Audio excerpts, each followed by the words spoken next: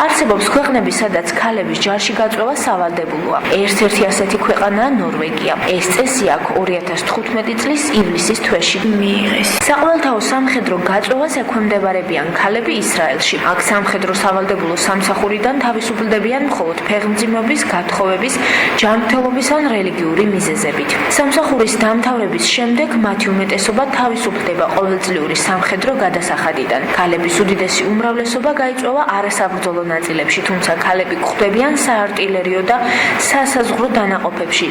არსებობს ქალთა და მამაკაცთა შერეული ოცეულები. მოქალაქე ირინა ბარბაქაძე პარლამენტს ქალებისათვის სავალდებულო სამხედრო სამსახურის შემოღებას თავაზობს. მისი ინიციატივა საკანონმდებლო ორგანომ 30 იანვარს დაარეგისტრირა. ბარბაქაძე კანონპროექტში გენდერული თანასწორობის კანონის პრინციპებს ეყრდნობა. იგი თვლის, რომ უნდა შემოიღონ ცნება ჯარის ქალი. საინტერესოა, რას ფიქრობენ ამის შესახებ ქუთაისში. სავალდებულო ჩემი აზრით არ უნდა იყოს, მაგრამ მებასრულით რატომაც არა.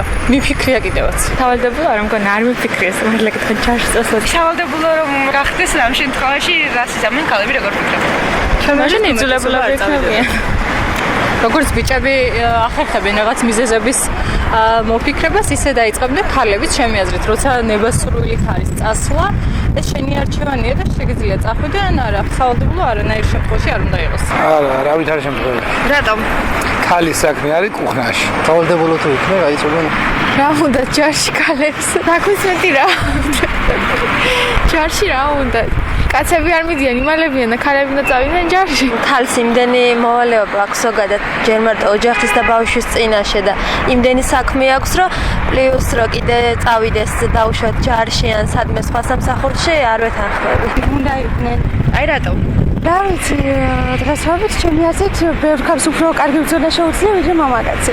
სავალდებულო არ ამგონია ახლა ქალისათვის იყო ეს, მაგრამ სურვილი სამება? კი. უნდა იყოს, სამუნები წავიდოდი. საქართველოს შეიარაღებულ ძალებში დღეს ქალებიც მსახურობენ, ოღონდ ნებაყოფლობით. ცნობილია, რომ საქართველოს შეიარაღებული ძალების რამდენიმე ქალი მსოფლიოს ყველაზე ცხელ წერტილში სამხედრო მისიას იმ დროიდან ასრულებს, რაც ქართული სამშვიდობო მისია ISAF-ს შეუერთდა.